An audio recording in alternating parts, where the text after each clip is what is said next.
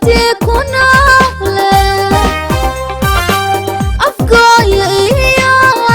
كانت سحبتي وايد سلامة ميل الله ماشي جوتو waxaa idin leeyahay jimco mubaarak soo dhawaada barnaamijkeena wala socotiin oo galabta jimcaha naga daawatiin ila tali walaalaha maanta kolay inta ka gaarno maadaama ay farbadan yihiin dadku inta ka gaarno ayaan idin soo jeedin doonaa insha Allah duu ilaahay raali ka noqdo waxaan idin leeyahay daawasho wacan ama dhageysasho wacan Soomaali kastoo uu adag yahay gawar numberka koowaad horta gabadha ugu horeyso oo nasiibna u yeelatay inaa ka bilowno magaceedu waxay leedahay assalaamu calaykum magacaygu waa Zuzu waxaan halkan ka salaamayaa walaashay Siham abaayo waa ka qaaday sidoo kale iyo walaalkayga Ibrahim asna wuu ku maqlayaa sidoo kale asna waxaan leeyahay ana dhankiisa ka socdo camalno wuu ka qaaday waxaan rabaa in leela taliyo waxaan jeclahay labo waxa i jecelay leedahay labo wiil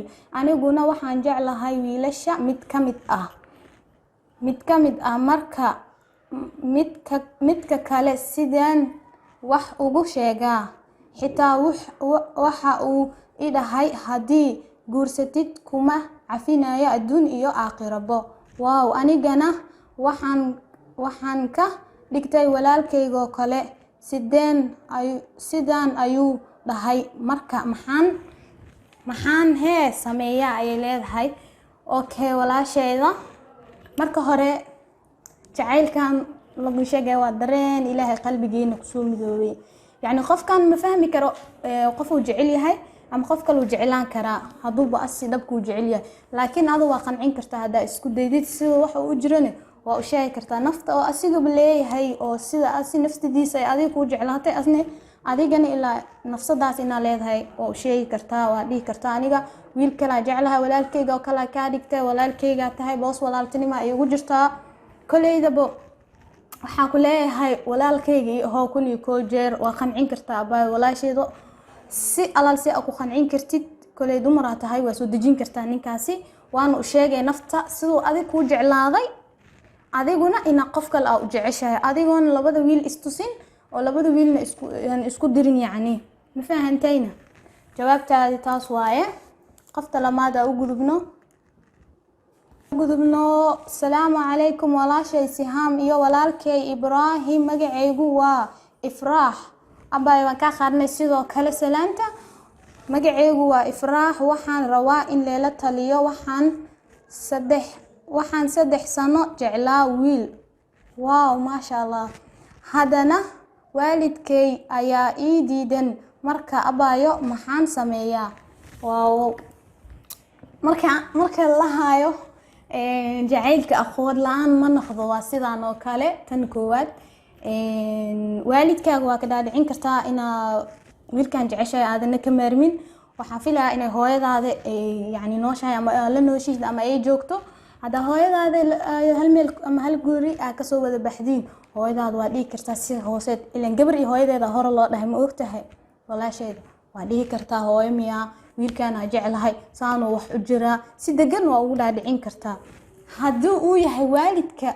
diidan waalidkaagi adiga hooyadaada sanbaati badan ka diyaarso ee hooyadaada hoosta ka gal may hadaysan ahayn wiilka waalidkiisa ay yihiin cid ku diidan ama kale waalidka diidan guurkiina waalidkiisa asigana si degan hooyadiis mise aabihiisa ama qofba waalidka waxa jiro waqti waalid oo ilmihiisa saaxiib la ah oo waalidna uu ah iyo waalid ilmihiisa yani mar walba tixgeliyo wax walba wax Allah wuxuu u baahan yahay wax walba wuxuu rabo u tixgeliyaa jiro waalidkaaga haduu yahay adiga midaas samee waalidkiisa haduu yahayna hooyadiisa ama aabihiisa labadooda mid xaqooda ka jilcan yahay midkaas ha weydiisto wax dhabta ay tahay idreenka dhabta oo adiga ku haayo ha u sheego baayo walaashayda Ifraax jawaabtaadu waa taas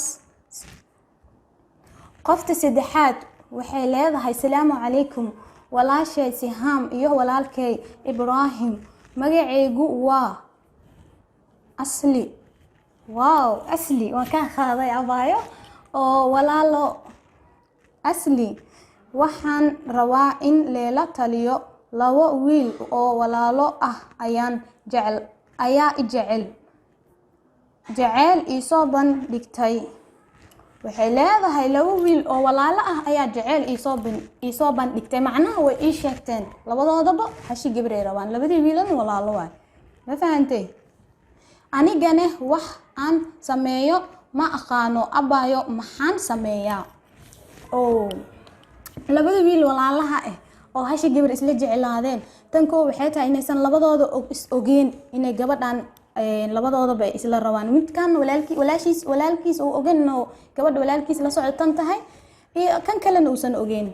taas haday tahay aday wiilka aad jeceshahay waxaa loo baahan yahay inaad jaceylkaaga u sheegtid oo aad dhahid walaalo miyaani adaa ku jeclahay, hadduu guur u baahan yahay, yani labadiina guur mustaqbal ay iskula rabtiin, inaa mustaqbalkiina hore u raactiin.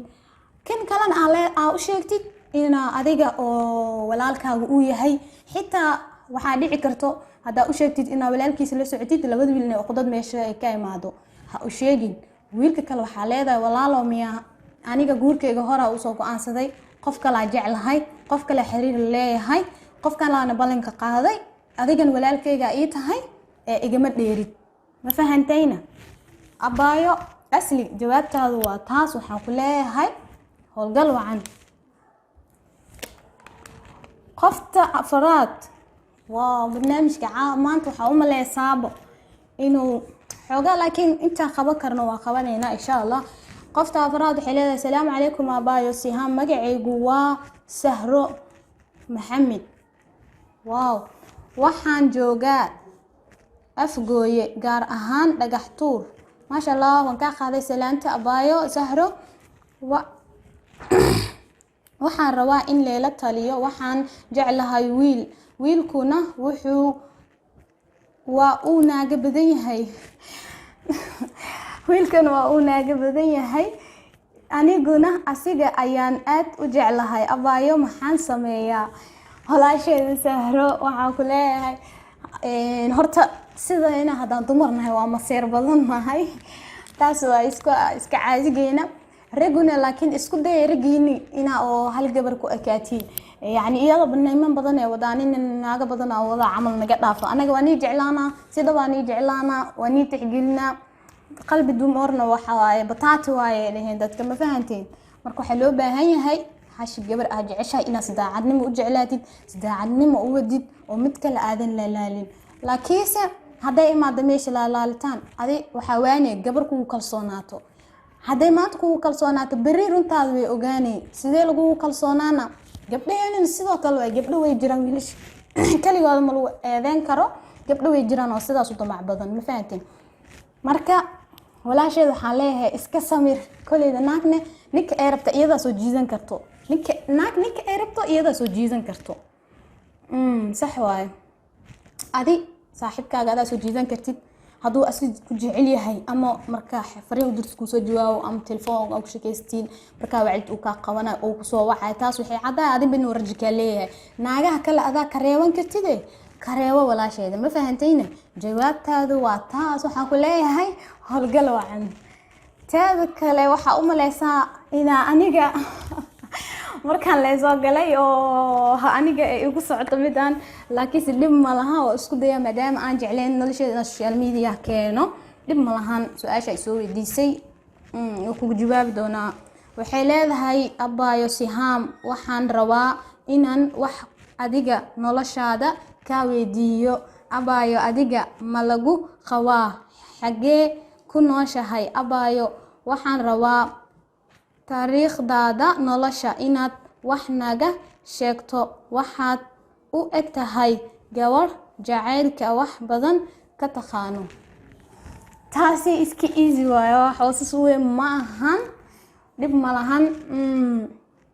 tan koowaad hortaani waxaa ku noolahay degmada Afgooye, gaar ahaan Dhagax Tuura ku noolahay. tan oo aad dhahday jacaylka wax badan inaad ka taqaanid ayaa u eg tahay gabar walba. waxaa aaminsanahay jacaylka inay wax ka taqaano, qalbi wax jeclaaday jacaylka inuu yaqaano aa aaminsanahay. ma fahantayna? aniga sideedana waxaa jeclaa jiray markaa iskooleyda ahaa buwaagta jacaylka inaa akhristo, oo geeraarada jacaylka iyo waxaas inaa ani awaawulo oo qoro oo sameysto. waxyaabahaasaa jeclaan jiray, warna ii suurtageli jireen. mar walbana waxaa garab iu sii jirtay ilaaha naxariistaad way dhimatay ayeeyadii oo mar walba dhiirgeli jirtay waxa aad ku istaagtid haduu wax wanaagsan yahay gorobka qof soo istaag malwaanay dhig jirtay ee sii wado taas ani jaceelka iyo xiriirka waxyaabo lagu kala fahansan yahay iyo sida uu kala duwan yahay aan ku soo gaaray aan ku soo bartay koow nolosheedana hada waxa kugu sheegay waxay tahay hada single iska ahay ma fahantay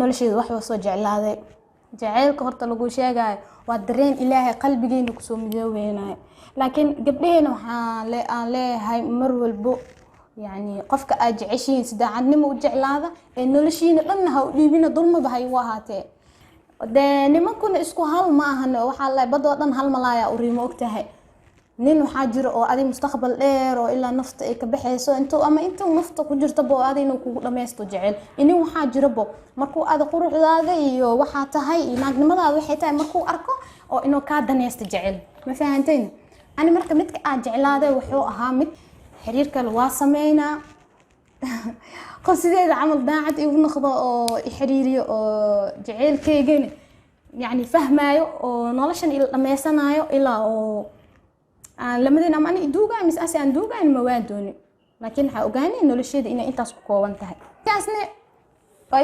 وحصلنا أسميه علف كينا دمانه علف كينا أنت سكوا قرنا إنا ولا بدينا يجورسون هلا الله وح أما أقاد أما أنا أضلا أنت بق halkaas mislaw wuxuu u ahaaday inuu intaas uu koobnaado taas ayaan wax walba keentay ani nolosha si walba ay tahay hadda waa ku qanacsanahay maadaama waalidiinteyda oo ani xumeeyay maadaama ani hooyadeyda ha noqoto aabaheyga ha noqdo oo aad iyo aad u xumeeyay oo waxaan leeyahay marmarka qaar xitaa waa ka shalaaya waxa aan markaas sameeyay laakiin aabo iyo hooyo waxay ogaatay mar walba labadiina ay dhasheen waan idin jeclaan doona ma aha caasnimada ani qalbigeyga yani waxa isla dadkan jecelkaaga ay cadow ku yihiin ma islahayn runta saanay tahay ama runta waxaana iimaanay qofkan markuu qofka jecel yahay qofka wuxuu yahay hadii loo sheegayo wuxuu as u jeedo ama uu markaas ku arkayo oo la wacad maayo wax kale ma raadiyo taas waan raali gareynaa kulli koojeer igaraal noqdaan idin leeyahay abaydeyda oo maanta su'aashii soo weydiisay